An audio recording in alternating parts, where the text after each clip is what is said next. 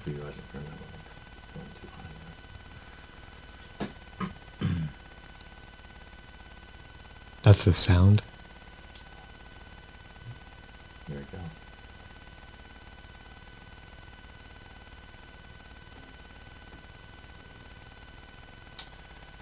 Good morning, everyone.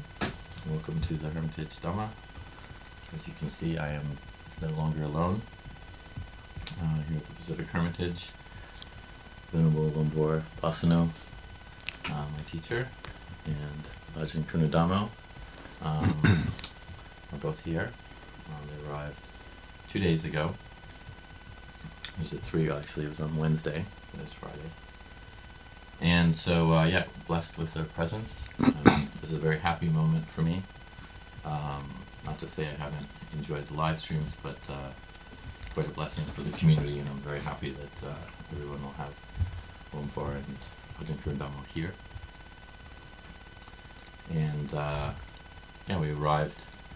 They arrived Wednesday with Anagarika Thai, who is staying on, and he'll stay here for the Vasa as well. And Debbie and Anagarika Nick were driving, and they've left this morning with Tan Gino and Tan Damwaro. So now it's just the 4 of us for the next 10 days, and then I will bow out, and that will be it for the Vasa. So Luang and Ajahn Karundhammo and Anagarika Thai will be here. So I thought we'd talk a little bit with Luang and Ajahn Karundhammo this morning, an informal interview, and perhaps some of you can also ask questions if you're interested after we're done talking. So I think many people are, know Luang Pasanno, and certainly Ajahn Cunda spent time here, but there's also people on the live stream who are sometimes from another country, or as you know, you've been teaching live stream for a while. Maybe Luang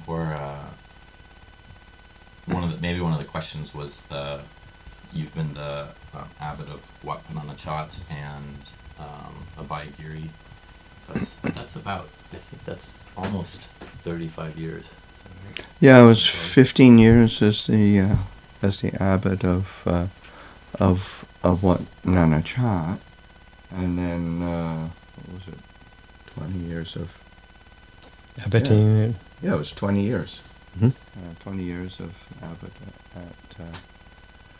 at Abhayagiri, and of course part of that was that time was co-abboting with Ajahn Amaro, but still sort of that at the head of a community for 35 years of taking that on. So thought it was time to pass it on to younger people. So can you just explain kind of some people ask how does a monk retire? He retires. It's I mean it's not quite the way that we don't go to the beach with our our shorts and our sun hats. It's basically it's stepping back from for me anyway, how I'm doing it, stepping back from administrative duties, and then stepping back from the the interpersonal responsibilities or refereeing that oftentimes happens in community. So it's just stepping back from that kind of direct guidance and direct involvement within the community. The reality is, say, that prior to coming here, I was living at Abhayagiri for the past, it's almost 2 years. Mm-hmm. Yeah, past almost 2 years. So then having some duties. I think my favorite thing was sweeping the road in the morning. I didn't get to do that when I was as the abbot, and so being able to do some chores and but then also, and I was teaching once a week with the at least once a week. I was doing the Saturday night talks, so giving a teaching, and then giving a teaching. Ajahn Yaniko and I switching on and off with teaching at the after the Patimokkha, and then helping out with public events of Abhayagiri, receiving visitors, and picking up trash and keeping things neat and tidy. That's so. Yeah, I mean, it was. I didn't roll over and die or anything. Well, in certain ways, it's allowed also a bit more of, rather than rolling over and dying. It's also been I'm assuming a very pleasant experience in terms of that changeover. Oh, for me, it's been very pleasant. And then and I am also. I've been available to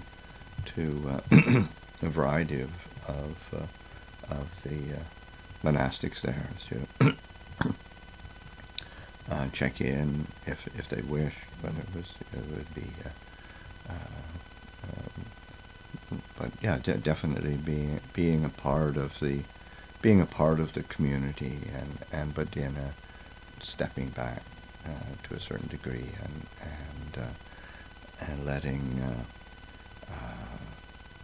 Well, at first, just Ajahn Karundhammo was cohabiting with Ajahn Yaniko, so letting the two of them take on various duties and responsibilities.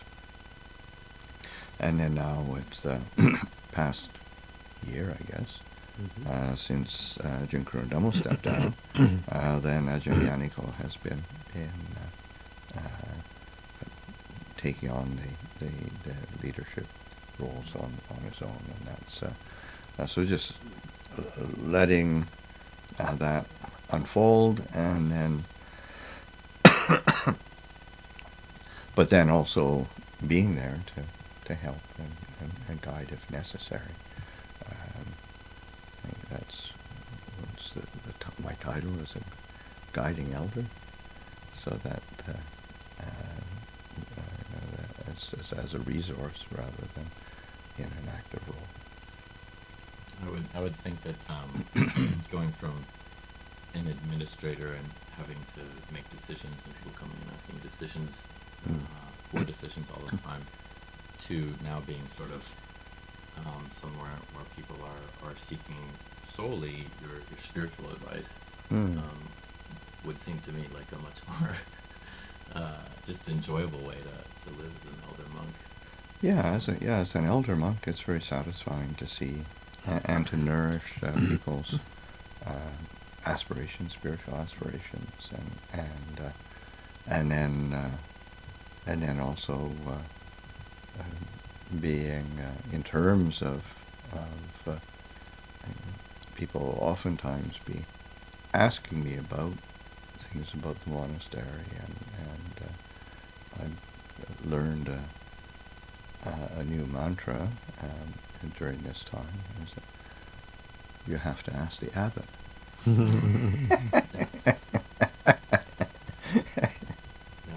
seems like it's.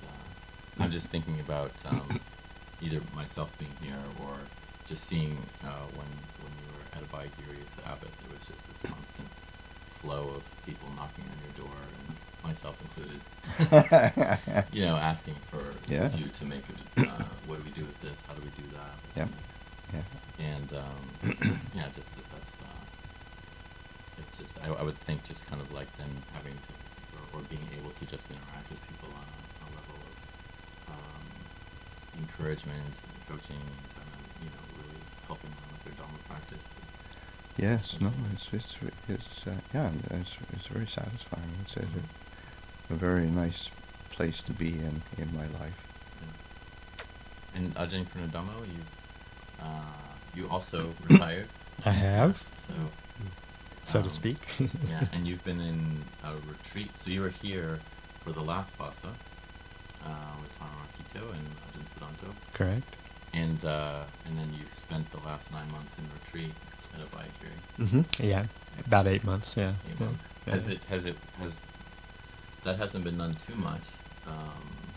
How has that worked out? Yeah, it's kind of a trial to see how retreat at Abhayagiri can work, particularly for somebody who's been there for a long time, and see if it can happen. Because Abhayagiri, as probably many people who have been there know, is a very active, engaged kind of a monastery, at least in terms of Western standards. I guess Thai monasteries tend to be pretty engaged and active as well. But and then to have had so many duties and responsibilities over many years, and people used to being used to being able to come and ask questions and get, particularly around administrative kinds of things. So trying to see if being on retreat will work without, and letting people go to new resources. Like Ajahn Panyo has taken over a lot of the administrative duties that I had, and so channeling people more towards him and less to me, particularly during retreat. And I would say that it's worked pretty well. I mean, I've was somewhat engaged during my retreat because there were things that people did need to consult with. So I made myself available to that. I didn't completely wall myself off. That might have been a bit too contrived or difficult to do this first time around. But people were great in terms of giving me the space, and Ajahn Yanako was great giving me the space to do kind of how I want to structure it, how I want to. So it worked quite nicely, and I just be up in my kuti for the mornings and the evenings and come down for the meal and back up afterwards. And sometimes helped out with the Thanksgiving retreat and with this last 9 days of Dhamma practice that we did. Came and participated in those group activities, but stepping back from all the community meetings and business meetings and trying to just let focus and attention turn towards Ajahn Yanako as the sole abbot and Ajahn Panyo as his primary helper in the administrative duties, and just to watch the transition happen and let it happen. And it's been, and then of course Luang Por is the guiding elder. So I don't know what it'll be like when I come back there, because I won't be on retreat. So I have a whole new kind of paradigm to adjust to, but it'll all unfold. Yeah, for those people who don't know, Ajahn Cunda was the first Anagarika at Abhayagiri, and actually became an Anagarika the night before the monks moved into Abhayagiri. So you've been doing it for quite a long time. 25 years. Yeah. But it's I think it's more or less how you also want to participate, when you say, in terms of when you get back. Yeah, I mean, it's Ajahn Yanako again has been very open. It's sort of like, well, we'll just however it'll work. So, and I don't know how that will be yet. I haven't kind of got my mind around it, other than maybe being senior trail raker and gutter cleaner. Something a little more, with the body rather than with the computer would be nice. Yeah. And the so now you're both here for the Vasa, which is quite a special change. And this will be Luang Por Pasanno's first time spending such a long period at the Hermitage. So we're all very very happy to have him here. Is there, Luang Por, what were your thoughts about coming here? Was it? I know you don't plan a lot, so So there, was there a sense of filling the space, or a sense of like, oh yeah, this would be a nice thing to Both. contribute to, and Both. Both. yeah. I mean, one, there was a need. Um, Ajahn Sudanto wants to continue his sabbatical time, and then so facilitating that, and then also recognizing that the the Hermitage has been around for over 10 years now, just over 10 years, and of course I've been involved in its establishing and in its support all these years, and I have come up many times, but I've never had an extended stay here. So I thought, oh, it would be a nice opportunity to, of course, one, to help out, but then also to get to know the community a bit better, because there's so many people that I have met, but and of course I know who they are, but I haven't had extended contact with the community here. So it would be a good opportunity to be present and help out and get to know the community, and also just to Ajahn Sudanto has done a wonderful job of creating community up here. So it kind of coast in on that as well. It's kind of a good opportunity. Yeah, one of the things I've noticed being here for the last 8 months is, it's without Ajahn Sudanto here, it's sort of like just entering into the situation at the monastery. It's such an amazing setup that we just go on alms round. Right now we're doing it 5 days a week, but it can be seen as just like, well, this is what we do in this monastery, and we receive food on the weekdays in that way, and then on the weekends people come in. But then there's that forgetting sometimes for myself, oh yeah, like this took a lot of time, a lot of effort to set that up, for people to continue to be interested, and sort of an unflagging participation that he had with just going out into the community every day and receiving alms, making himself available for that with the other monks. Yes. The especially in the early days, before the Barnett Road property was around, that was incredible commitment. It's a 2,500 foot elevation difference, and they're doing that not every day, but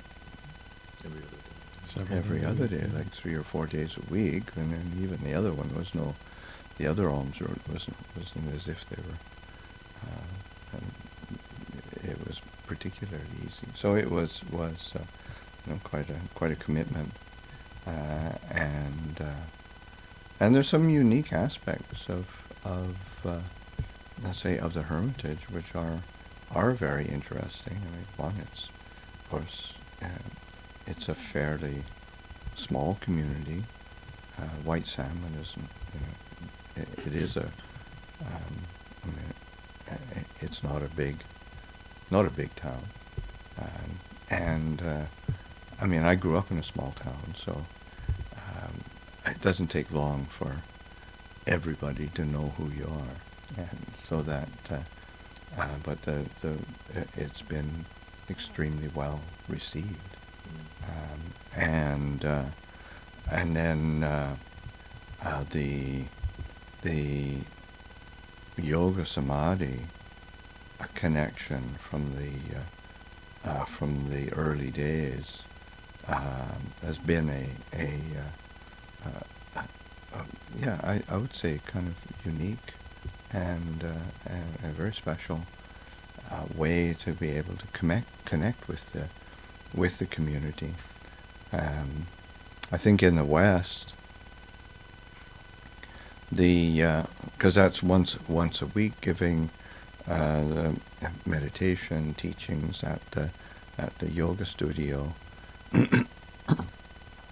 That's a venue that's a lot easier for Westerners, Americans, to actually enter into. So, and that's what's actually happened.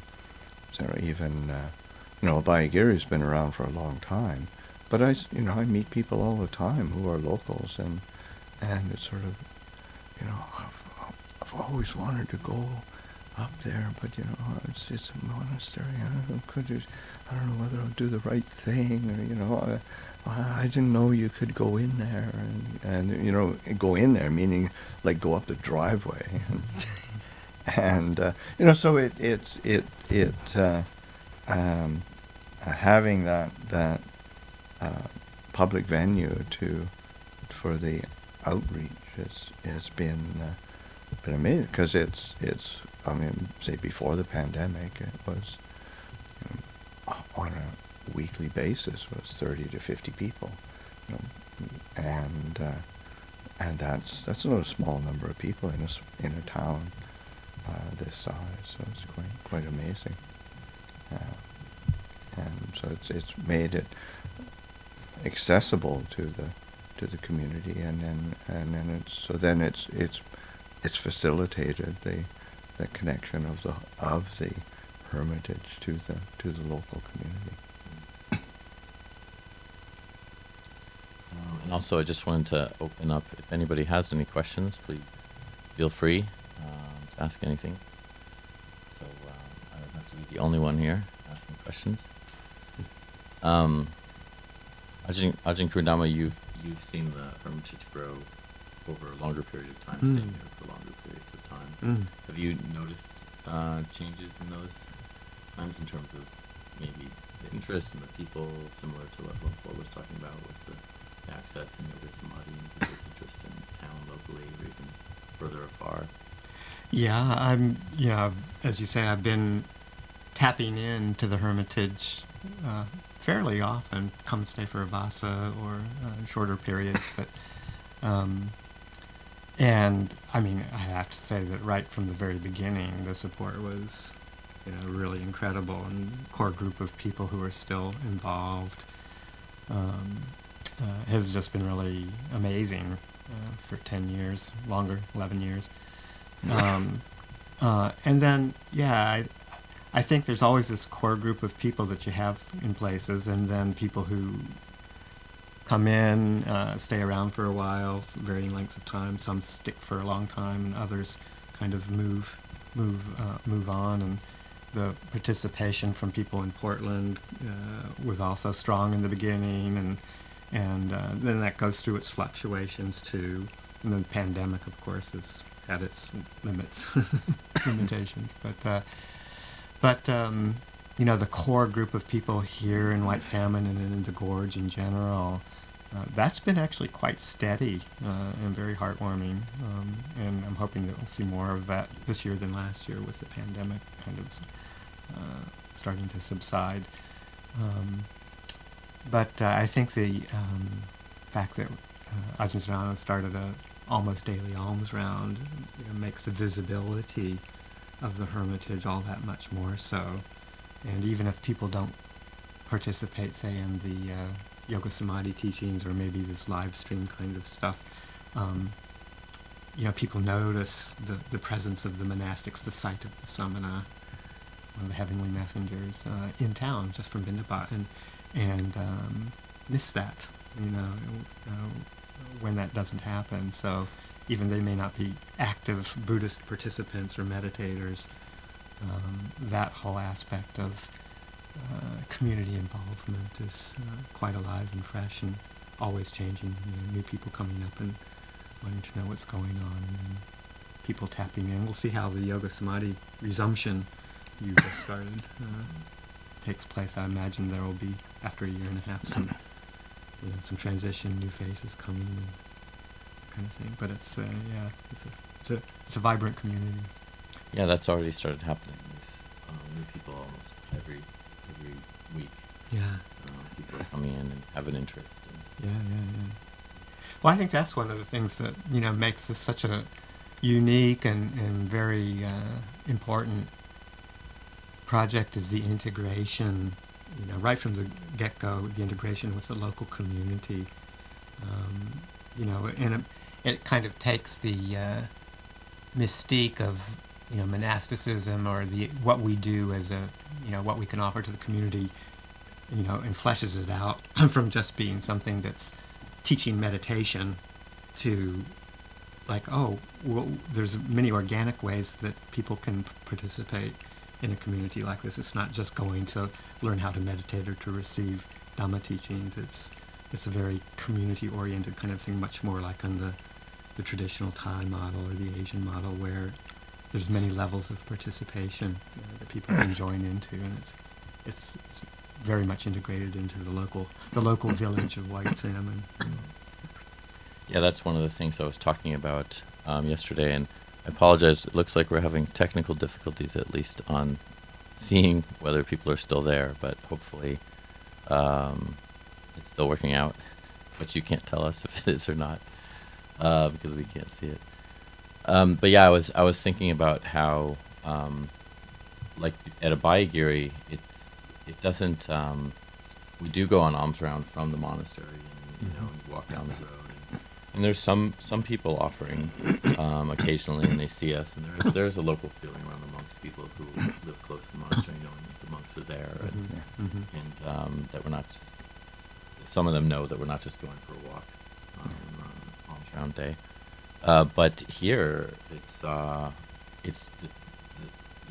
real town that's quite close to the monastery, even though the monastery has a really nice feel. It's like I often have reflected about how perfectly situated it is. Oh, yeah. 30 minutes walk away, but completely secluded. We have one neighbor just across the way who's closest to where we actually live in the monastery, and can't even see their house, and it's rare that we hear them very much at all. Hear their dog a little bit more, but it's also nice. They have kids, and sometimes you hear them. But it's just so secluded over here in a town, Yeah, no, there's this little sort of valley and a cul-de-sac, kind of basically, because there's just two people at the end of this road. Yeah. And it's down in the bottom of the creek, and it's green. Yeah. That was the thing, like walking alms round yesterday, how striking it was. Well, coming from Abhayagiri, which is it's coming into full summer, which is, things are dry and brown. And then walking along the creek area, it was green, and the area around the kutis, it's very, very green and lush. I mean, it's amazing. Yeah, that was something I didn't anticipate, because when I got here in late October, it was already starting to become fall, and it was darker, and it did turn brown quite quickly, and so I had no idea what was coming until, like all of a sudden in April, I was like, uh-oh. And some people had offered, like Phil, who's actually online right now, had offered, just let me know when you want to, I'll be happy to come over and help deal with any of the gardening or trimming. And I did not see it coming. So all of a sudden it was this explosion, which is, as you said, we're not used to it at Abhayagiri in the same way. It kind of goes brown very quickly. So, and it's still going. So it's been interesting to deal with that, and to also enjoy it. The natural beauty here is it's quite striking and incredible, and also just the work that Ajahn Cunda and the other monks, but as well as especially the laity, because as monks we're not allowed to dig or even prune living plants. But it's a beautiful monastery. So sometimes I've shown my mom, she hasn't been here physically, but I've shown her around the monastery, and just to see how beautiful and well tended it is. It's a very, very nice place for us to be able to practice and live in. Yeah. Is there anything that you're sort of interested in? Like, I know you've been doing in terms of the Bindabat will serve as a lot of walking for you. Yeah, that's the quite looking forward to being on alms round on a regular basis, and walking. I mean, that's just being able to get that kind of simple exercise is necessary and helpful for me. Was there since you haven't been here long term, this will maybe be other than your very sort of infrequent visits to Thailand. I mean, it's been frequent in terms of once a year. We can call it regular rather than frequent. Right. Yeah, regular rather than frequent. Yeah. And you'd go for a month, but this will be sort of going on alms round consistently now. This will be almost a new thing for you in the last 20 years. Yes. Yeah. No, that's definitely one of the things I'm kind of looking forward to is that that life of a samana, and alms round is such an integral part of the life of a Buddhist monastic. So that being able to plug into this and and keep it, day in, day out, week in, week out, as a practice. Quite looking forward to it.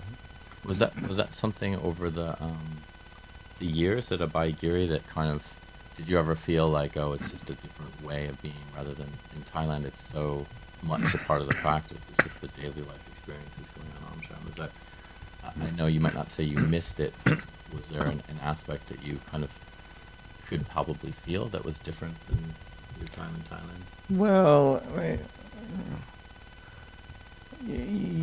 yes and no, in the sense that it's, I mean, you have to factor it in, or you have to account for it, both in terms of your personal life, but then also in terms of training the community, so that that when you are going on alms round every day, then it is very clear that you are, say, you are an alms mendicant. You rely on the generosity of the lay community, and so that there is a very direct relationship between the monastic community and the lay community. So that when you are going on a regular alms round, then that's front and center. At a place like at Abhayagiri, and most of the places in the West, really. Excuse me. The one has to bring it up as a reflection, so both personally, but then also communally, so that people recollect and remember that this is integral to our life as practitioners. I mean, the Buddha set it up for many reasons, and it wasn't just for just it's sort of what was it? I think it was Robert Thurman who called it sort of the Theravada monks, or like the free lunch monks, you know. But it was in an endearing way. He wasn't critical. It was sort of, that's how the Buddha set it up, and that you have that both you're a recipient of people's generosity, but in order to be responsive to that, then you do have a responsibility. You do have it kind of ups the game, because you're definitely not isolated as a religious seeker, which is oftentimes in the religious world. People can be quite isolated, or rather, religion or philosophy, you just live up in your head and not really have much of an emotional connection, either to yourself or to others around one. And that's certainly one of the functions of a say that alms round, and being an alms mendicant and relying completely for all of your needs on the generosity of others. You've got a very direct connection, and then you are when people are so generous materially, then you have a kind of an obligation to be sharing whatever knowledge and insight that one has gained through this practice. So it's mutually beneficial. I think that's a good point. Your comment about Robert Thurman's, or if that was who made the comment about the free lunch monks, because it really turns the whole notion of how an economy has to work. That the old statement, there is no free lunch. There's always a cost to everything. Well, it's sort of like, oh well, this is an example of how an economy of generosity works. Yeah. It's a free will exchange of material support and also support for spiritual training, and it's very mutual, and it doesn't depend on a marketplace. Yeah, and especially in an American society, which is the kind of the epicenter of selfish capitalism. I mean, it's presenting a different model of how one can live as a human being. I think it's really important. Yeah, I think many people have commented, those who have given alms over the years, how it's changed them, and how they've continued to participate. One of our alms donors said, "Oh yeah, I keep thinking, maybe I just won't give this year. I'll give it a break, but I just never do. I just keep going." And several of the people who give alms have been doing it for about a decade. So, it's a pretty unique and very special experience for us. Yeah, no, it opens a window to a different way of relating to the human condition that is hasn't really been available to the to a Western experience. Yeah, and go ahead. I was just gonna say, it's like we're so used to thinking that we have to buy things or take things to be able to sustain ourselves or to receive. Sort of like we have to go out and get and bring it back for ourselves, rather than relying on everybody else to offer. So we can offer, they can offer, and as long as everybody supports by giving, then everybody still receives, because you have to have recipients to give. Yeah. But the motion of energy is in the opposite direction. It's towards giving and supporting, rather than grabbing and taking and hoarding and preserving it for oneself.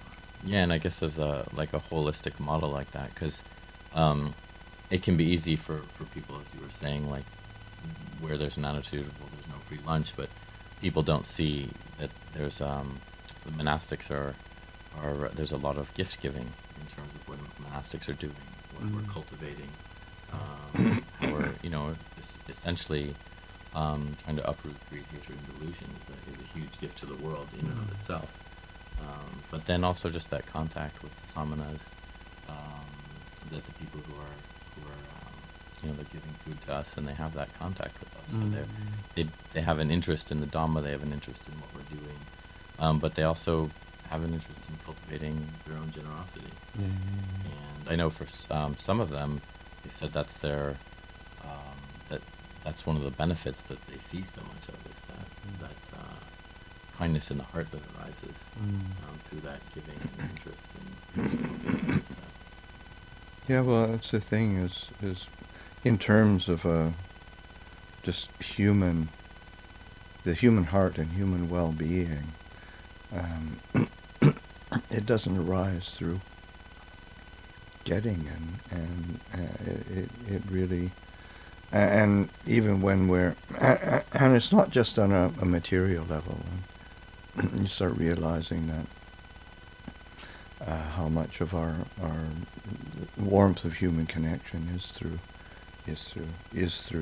sharing, sharing experience, sharing space, sharing time, sharing connection, and you have to know how to give in order to share, and that's and you realize through that how rich and how satisfying that is. Whereas that constant striving for gain, getting, keeping, it's very tiring.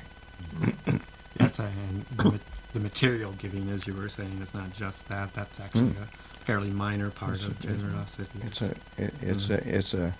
It's a how to say, like, a tangible connection, but then it's how to nurture that heart connection with giving. Well, yeah. Speaking of nurturing the heart, I think it's time to nurture the heart in the next 20 minutes. We're going to actually go out on alms round. That'll be the first alms round or the second alms round, I'm sorry, with both Ajahns here. And so we want to help them get going this morning, not go too long on the live stream. I'm sorry that we haven't been able to see you. My screen has completely disappeared, but I trust that you're still there, possibly.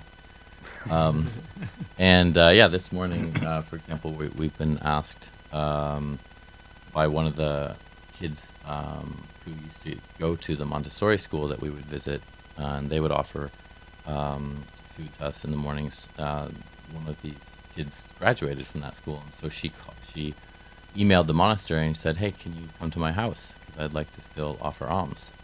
And then her and her little sister have been offering alms to us for about the last 8 months, and very consistently. And they're doing it on their own. They're not doing it. Their parents aren't making the food. As far as I know, they're making the food, and they give it to us almost every Friday morning. So it's a beautiful gift, and like you said, like before, that people haven't often had this opportunity and this experience in the West. So just to see that young children are actually partaking in this without their parents, but today they won't be there. So this young woman, whose name is Reina, and her sister Elise, has said, "Hey, Mom and Dad, can you look after the monks this week, because I'm going to be gone." So Lumpur and Ajahn Karundhammo will meet the parents first, but that's a rarity. So we'll see how that goes.